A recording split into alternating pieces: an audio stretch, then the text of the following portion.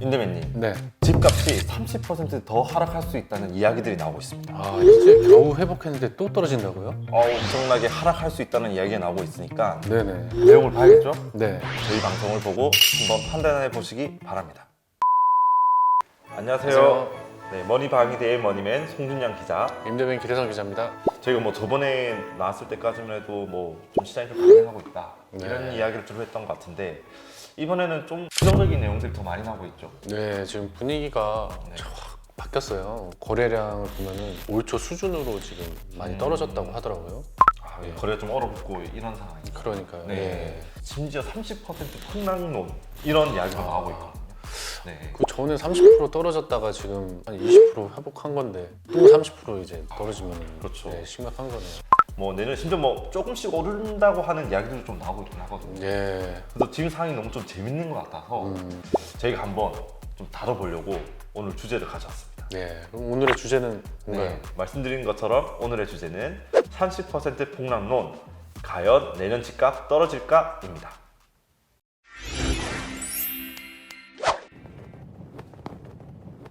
네, 머니맨님, 뭐, 네. 30% 하락론 흥미로운데 좀 어떤 내용인가요? 이게 연말쯤 되면은 이제 증권사들이 내년 시장 전망을 내놨습니다. 네네. 30% 폭락론 같은 경우는 어떤 한 증권사에서 이렇게 나온 보고서가 있는데요. 네. 거기서 전 고점 대비 50%, 지금 현재 가격에서 30%가량 하락할 수 있다. 장기적으로 봤을 때. 아. 네. 이게 뭐 30% 하락한다 이런 얘기는 아니고요. 그만큼의 어떤 잠재성을 가지고 있다. 최악의 경우 30%까지 하방 압력이 작용할 수 있다. 이런 내용의 보고서가 나왔어요. 상당한데 이제 아무래도 증권사니까 근거를 바탕으로 했을 네. 것 같아요. 뭐 물론 다양한 의견들이 있지만 첫 번째가 금리입니다. 지금 뭐 그 부동산 시장에서 금리가 상당하게 지금 큰 영향을 받고 있는데 네네. 이 보고서는 아직까지 이런 그 금리 영향이 온전히 반영되지 않았다. 그러니까 지금 이 고금리의 상황이 지속되고 있고 이 지속되고 있는 것을 감안했을 때 부동산 가격은 좀 더 하방 압력이 높지 않냐 이렇게 보고 있는 것이죠. 이 부동산의 내재 가치, 그다음에 안전자산의 어떤 수익률 같은 걸 비교했을 때 네네. 아직까지는 이런 안전자산에 투자하는 게 훨씬 더 효율적이다. 수익률이 좀 더 높다. 네네. 이렇게 보고 있는 것이죠. 머니맨님, 그 네. 내재 수익률이랑 네. 뭐 안전자산 수익률이 역전됐다는 게 네. 어떤 의미인가요? 어떤 뭐 투자라고 말해 그냥 볼게요. 그러면은 아파트라는 투자 자산이 있고 뭐 예금이라든지 채권 또 안전자산이라는 게 있잖아요. 네네. 이 두 개를 놓고 봤을 때 기대할 수 있는 수익률이 아파트 내재 수익률보다는 안전자산에 투자하는 것이 훨씬 더 높다라고 보면 되는 상황이고요. 지금 이 내재 수익률이 역전된 것에 대한 어떤 근거는 고금리 상황의 지속. 예를 들면 아파트를 살 때 뭐 네. 현금으로 물론 다 살 수 있지만 네네. 대출을 내서 사는 경우도 있잖아요. 그렇죠. 네. 지금 그런 부담이라든지 그리고 임대 수익도 지금 계속 낮아지고 있잖아요. 네네. 그 아파트 매매나 뭐 집을 사서 기대할 수 있는 기대 수익률이 안전자산에 돈을 넣고 있는 것보다는 낮다. 그 리스크 대비해서. 네. 아직까지는 좀 하방 압력이 좀 더 크지 않냐. 지금 현재 자산의 기준으로 봤을 때 네네. 앞으로 좀 집값 하락 압력이 좀 더 높아질 수 있다. 이렇게 본 것이죠. 네, 수요가 많이 줄었다고 볼 수 있겠네요. 네. 그래서 저희가 뭐 2017년부터 지금 아파트가 계속 상승하고 있는데 뭐 특히 2020년, 21년에는 특히 더 가파르게 올랐잖아요. 네, 그렇죠. 이때 뭐 저금리 상황에서 어떤 투자 수요가 활발했기 때문에 이게 집값을 끌어오는 측면이 있잖아요. 근데 네네. 이런 수요가 사라지면서 집값의 어떤 상승을 이끌어낼 수 있는 압력이 크지 않다라고 볼 수 있는 거죠. 어떻게 보면 이런 거는 좀 수요 측면에서 좀 위축될 수 있는 부분이라고 볼 수 있고 네네. 또 하나 짚은 게 공급 측면. 이 보고서에 따르면은 지금 초과 공급 상황이다. 지금 이 보고서를 쓴 연구원은 지금 초과 공급 상황이다. 2020년부터 이게 초과 공급이 시작됐다고 이렇게 얘기를 하거든요. 2010년부터 2023년 현재까지 6만 6천 가구 정도가 초과 공급이 있다. 아, 이렇게 네네. 추정하고 있습니다. 네. 공급이 초과되어 있다 보니까 가격 하락 압력을 작용할 수 있다. 이렇게 본 거죠. 뭐 네. 최근에 뭐 미분양 많이 나고 있잖아요. 뭐 이런 것들도 초과 공급에 따른 영향이다. 이렇게 해석을 하고 있습니다. 지금 이거 말고도 다른 그런 하락론에 대한 주장들이 많이 나오고 있잖아요. 네네. 그런 근거들을 조금 살펴보면은 첫 번째는 지금 특례 보금자리론이 지금 사실상 거의 축소된 네네. 상황이잖아요. 그렇죠. 이게 특례 보금자리론이 올해 그 집값 상승을 이끈 주요 요인인데 이것이 사라졌기 때문에 앞으로 집값 하락에 좀 더 영향을 미칠 것이다. 이렇게 네네. 보는 하나가 있고요. 네. 또 하나는 뭐 이건 좀 약간 좀 진부한 의견일 수 있긴 한데 인구가 줄고 있다. 좀 미래의 일일 수 있긴 네, 하지만 네. 인구가 준다는데 그러면 아파트 가격도 떨어지지 않을까라고 생각을 해서 투자나 집을 사려고 하지 않을 수 있다라는 거죠. 네. 그 뭐 금리 관련돼서 지금 투자 수익률 측면에서 이렇게 봤었잖아요. 네네. 그게 아니라 그냥 금리 자체로 지금 이자 내기가 좀 쉽지 않은 상황, 매물들이 좀 더 나을 수 있다. 지금까지 뭐 1년 정도는 좀 어찌 버텼지만 지금 금리 상황이 지속된다라고 조금 예상이 될 경우에 버티기 힘들어서 매물을 내놓을 수 있다. 하락론자들은 이렇게 주장을 하고 있습니다. 네. 근데 이제 하락론도 있지만 네. 아직 이제 상승을 기대하시는 분들 많거든요. 아, 네. 그럼 근거들은 좀 어떤 게 있나요? 뭐 상승할 수 있다는 얘기도 나오고 있긴 하거든요. 네네. 네. 완만한 상승이나 약보합 정도? 근데 이제 보합이라고 해도 급락과는 좀 큰 차이가 있는데. 아, 그렇죠. 사실은 좀 다른 의견이라고 보면 될 것 같긴 해요. 상당히 재밌는 게 같은 요소를 두고 해석이 다 다릅니다. 고금리 상황이 유지된다라고 이렇게 어떤 사람은 얘기하는 반면에 네. 금리가 내년부터는 좀 꺾일 수 있다. 금리 부담은 좀 더 덜해질 것이고 수요가 다시 살아날 수 있다. 이렇게 보는 것이죠. 하락한다는 그런 근거는 뭐가 있을까요? 지금 연준 같은 경우는 네. 최근에 뭐 사실 한 달 전까지만 하더라도 채권 금리가 엄청 치솟았잖아요. 네. 근데 미국 CPI가 최근에 그 시장 예상보다 좀 더 낮게 나왔거든요. 물가 상승 괜찮을 수 있겠네? 그러면은 연준이 내년 정도면은 금리를 인하하지 않을까라는 그런 컨센서스가 지금 형성되고 있습니다. 금리가 좀 더 안정화되면은 수요가 좀 살아날 수 있지 않을까 이렇게 보고 있는 것이고 시장금리 같은 경우는 심리에 따라 좀 움직이는 경향이 좀 있거든요. 네. 기준금리 좀 내릴 것이다라고 이렇게 전망들이 모이기 시작하면은 시장금리에 영향을 주기 때문에 금리가 떨어지면은 대출금리가 떨어지겠죠. 좀 더 접근성이 좀 더 높아질 수 있다. 그냥 좀 약간 예를 들면은 주택담보대출 있잖아요. 네네. 낮은 게 있고 또 네. 높은 게 있는데 좀 인터넷에 검색해서 낮은 거를 보면은 4% 초반대가 있어요. 네. 근데 이게 시장 금리가 좀 더 떨어져서 이게 3%대로 만약에 가면은 심리적으로 상당히 싸 보이는 효과가 있거든요. 그렇죠. 예. 네, 매수 심리가 살아날 수 있다. 금리 하나로 정말 다양한 전망이 나오고. 네, 그렇죠. 뭐 그런 하락론의 근거도 금리가 쓰이고 있고 네네. 상승론의 근거로도 지금 금리가 쓰이고 있는 상황이라서 그래서 이 금리의 어떤 향방 그리고 미국 연준의 움직임 그리고 인플레이션 이게 다 복합적으로 지금 연결돼 있거든요. 네. 뭐 또 입주 이슈도 있던데. 아, 네. 그 입주 관련된 거는 사실 공급 측면에서 지금 설명할 수 있는 네네. 거거든요. 아까 전에는 초과 공급 이렇게 이야기가 네네. 나왔었는데 그 서울시에서 이거를 발표를 하는데 내년 서울의 입주 물량이 2만 5천 가구 정도 네네. 된다고 이렇게 발표를 했거든요. 그 추정치로 올해 4만 가구의 입주보다 줄어든 겁니다. 네네. 네. 지금 인대배님 잘 아시겠지만 이 입주 물량이 사실 전세가랑 굉장히 밀접하잖아요. 네, 그렇죠. 예. 네. 근데 이 아파트 가격이라는 게 매매 가격이라는 게 또 전세가랑 또 관련성이 높다고 주장하는 사람이 많습니다. 네. 근데 이 입주 물량이 적어지면은 이 전세가를 하락 압력을 좀 낮출 수 있다. 네. 왜냐면 그만큼 물량이 없으니까 네네. 전세가가 하락할 수 있는 그런 요인들이 좀 줄어든다고 볼 수 있겠죠. 네네. 그러면은 이 전세가가 단단히 밑에서 받치고 있기 때문에 매매가가 그렇게까지 떨어지는 않을 것이다. 이렇게 보는 것이죠. 네. 뭐 이와 더불어서 사실 뭐 입주장 같은 경우 공급이 이렇게 확 쏠리다 보면은 매매가도 좀 흔들리는 경우가 많거든요. 입주장 즈음에서 투자 자금을 회수하려고 하는 그런 수요도 있을 수도 있고. 네네. 네. 그래서 집값이 좀 떨어지는 경향이 많은데 그만큼 입주 물량이 내년에 좀 적다 보니까 그런 것도 좀 영향이 덜할 수 있다. 최근에도 좀 전세가도 많이 오르고. 아, 네. 네, 올해 강남 입주가 좀 많았잖아요. 네. 그쪽에 전세가가 떨어질 거라고 예측을 했었는데 잘 버티고 더 올랐단 말이에요. 지금 전세가가 잘 버텨주고 있기 때문에 좀 하방 압력이 좀 낮출 수 있지 않을까. 네. 특히 서울 같은 경우가 사실 어떻게 보면 부동산 중심이잖아요. 네. 전세 수요가 엄청나게 많은 곳이기 때문에 네. 서울에서 입주 물량이 작기 때문에 전세가의 어떤 큰 뭐 하락이 나오지 않을 것이다.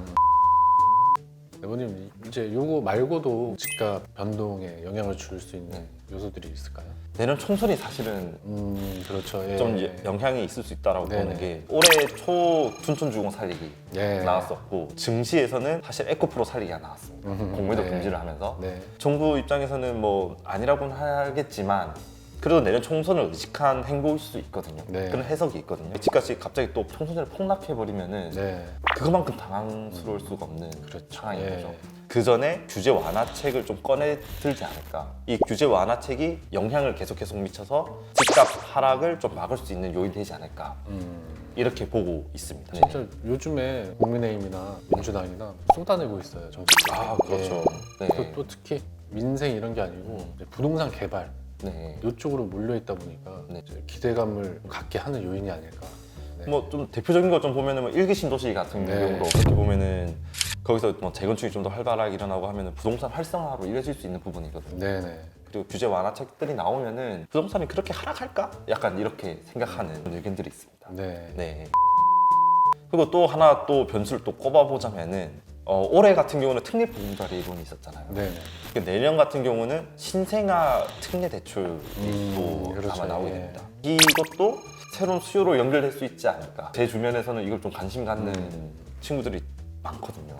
모니맨님도 할 수 있나요? 아, 저는 네, 해당되긴 합니다. 아, 네. 네, 해당되긴 하는데 네. 얼마 안 남았어요. 기한이 얼마 안 남아가지고 아, 네. 발등에 불이 약간 떨어지긴 했는데 근데 물론 이거 여기에 대한 반론도 있긴 하거든요. 왜냐면 네. 이게 소득 요건이 있어요. 네네. 소득 요건이 있기 때문에 그 특례 보금자리론 같은 효과까지는 나오지 않을 수 있다는 얘기도 물론 있지만 어쨌든 이런 정책들이 수요로 연결될 수 있다 이렇게 보는 입장도 있습니다. 네. 또 저희 임대배님 또 기사 또 작성해 주셨으니까 네. 그것도 많이 참고해 주시면 좋을 것 같습니다.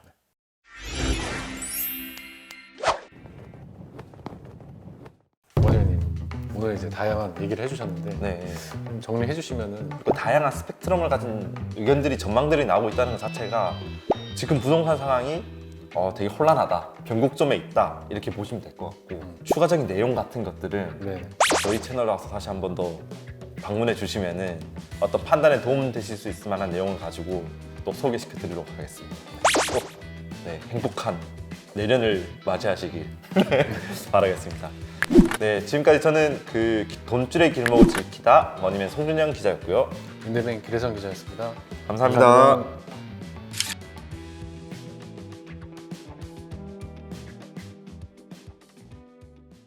네, 집값이 반등하기 시작했습니다. 반등이 아니라 다시 또 하락할 것이라는 주장이 있습니다. 아 정말 헷갈리는데요. 집을 살까 말까 고민하시는 분들이라면은 이 영상을 참고해 주세요. 네, 안녕하세요. 네, 머니방위대의 머니맨 송준영 기자. 임대뱅 기래성 기자입니다.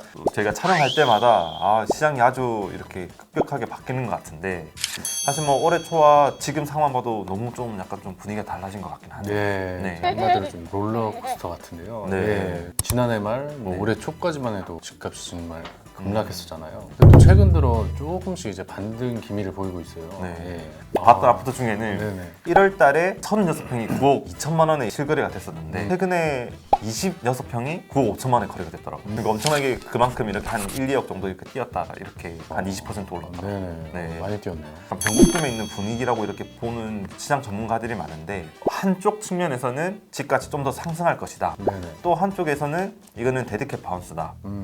그래서 더 떨어질 것이다. 네네. 매수를 하려고 이렇게 하시는 분들 좀 고민이 될 것 같아서 오늘 저희가 두 주장을 한번 담아봤습니다.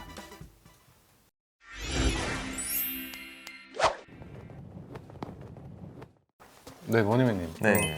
그럼 현재 상황을 좀 간략하게 한번 짚어주시겠어요? 약간 네. 간략하게 그래도 소개시켜드리면은 KB 선도 아파트 50 지수라는 게 있는데 네네. 88.97로 저번 달 88.88보다 상승했다고 합니다. 2022년 1월을 100으로 한 것이니까 이때보다는 가격이 떨어져 있는 것이죠. 네네. 사실 88이니까. 그렇죠. 이게 올해 초보다 그리고 저번 달보다 이렇게 올라왔다라는 거는 가격이 반등하고 있다. 주요 아파트 50개 아파트들의 어떤 시가총액이 점점 상승한 상태다. 반등한 상태다. 이렇게 볼 수 네네. 있겠고요. 네. 또 하나 보자면은 5월 넷째 주 20일 저번 달 20일 기준이죠. 네네. 네, 서울 아파트가 전주에 있었던 0.01% 하락에서 상승으로 전환했습니다. 0.03%. 그동안은 계속 마이너스였단 말이에요. 그렇죠. 올해 네네. 네, 계속 마이너스였는데 거의 55주 만에 플러스로 전환이 됐다.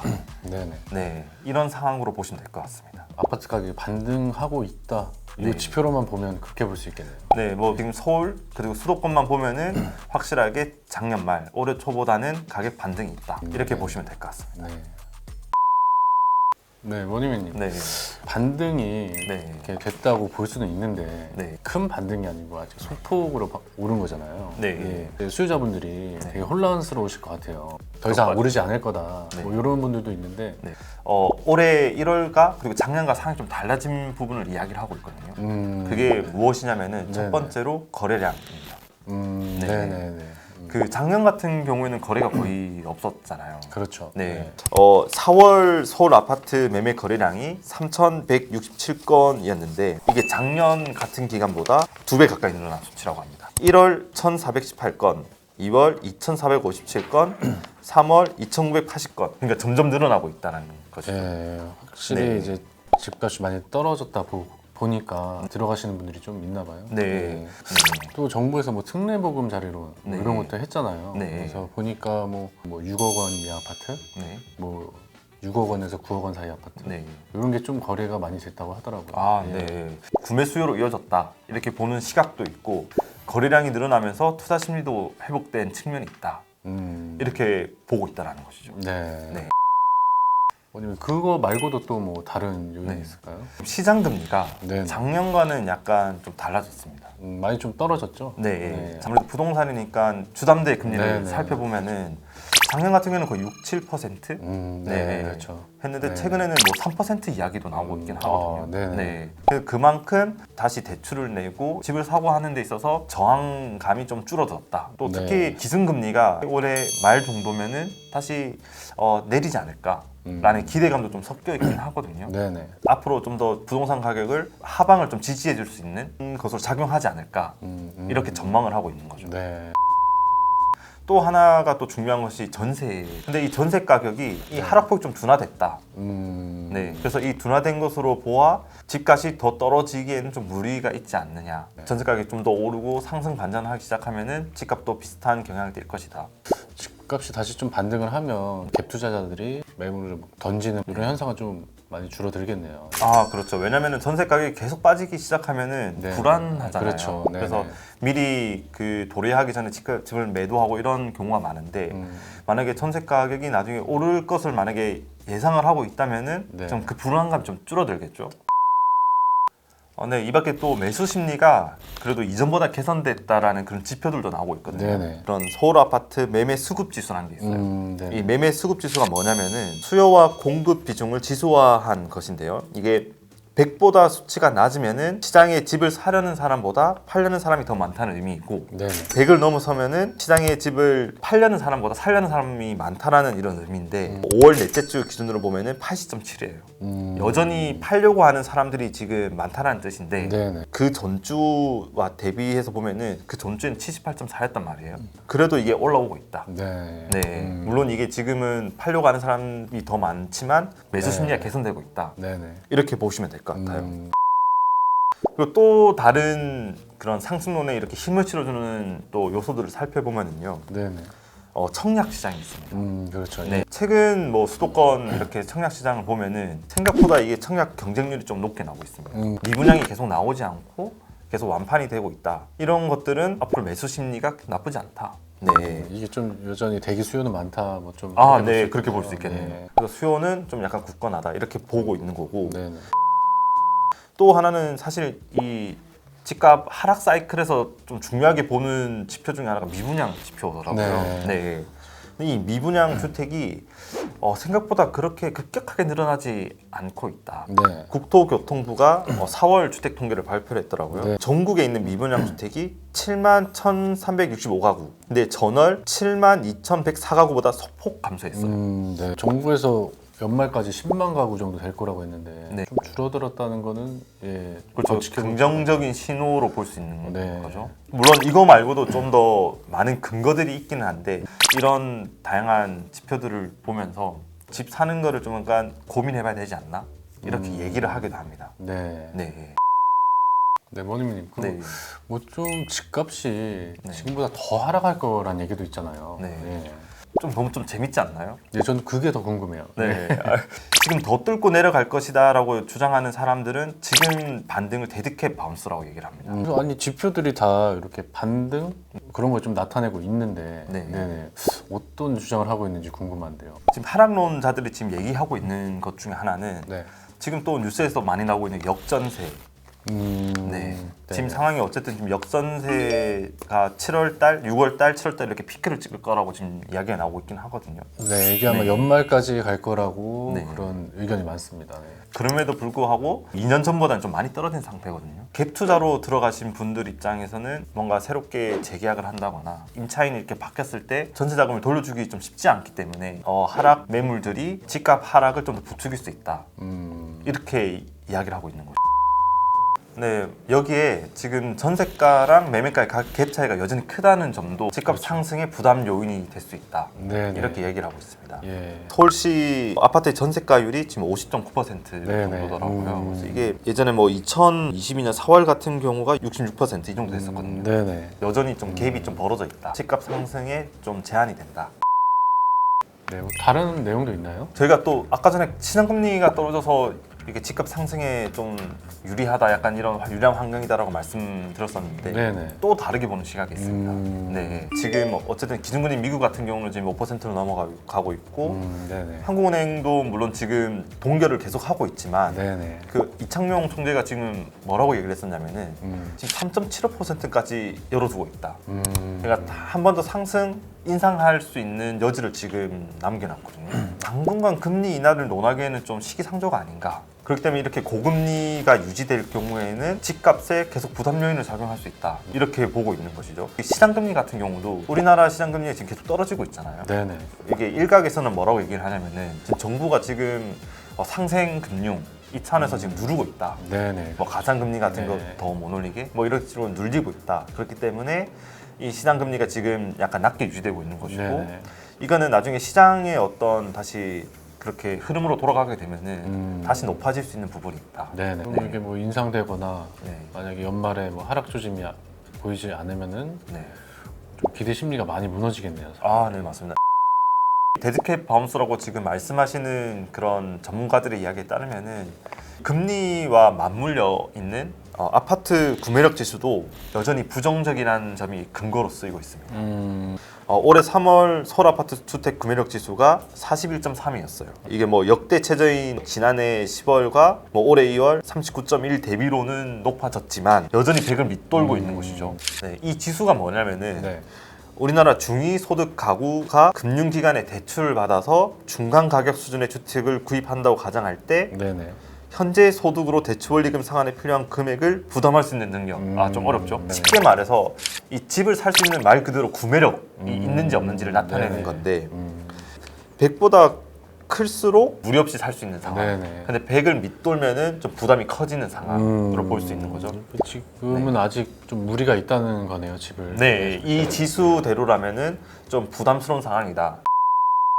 지금 상황을 또 과거의 상황을 대입해서 설명하는 분들도 있습니다. 그렇죠, 그렇죠. 예. 네, 가장 가까운 하락 사이클이 2010년에서 2014년, 13년 뭐 이렇게 됐었잖아요. 네. 2008년에 이렇게 금융위기가 왔었잖아요. 네네. 이때 집값이 17% 정도 빠졌다가 네네. 2009년에는 종고점을 이렇게 갈아치울 정도로 큰 반등이 있었던 거예요. 2008년도에는 급격하게 빠졌다가 2009년도에 급 반등을 했다가 2010년부터 쭉 빠졌다는 거죠. 네. 네, 그런 측면에서 봤을 때 이 하락 사이클 내에서도 상승과 이렇게 하락이 반복될 수 있다. 반등이 나올 수 있다. 그리고 뭐 이것도 이야기가 많이 나오고 있는 건데 네네. 뭐 경기 침체 우려가 지속되는 상황에서 집값 상승은 쉽지 않다. 그리고 경기 계속 저성장. 뭐 올해 우리나라 같은 경우 1.4%로 지금 한국은행이 이렇게 전망한 걸로 알고 있는데 네네. 이렇게 저성장이 지속될 경우에는 집값 상승이 쉽지 않다. 네. 이렇게 보는 것도 집값 하락론자들의 주장이고 네, 그렇기 때문에 구조적으로 집값이 상승할 수 없다. 이렇게 주장하고 있습니다. 네.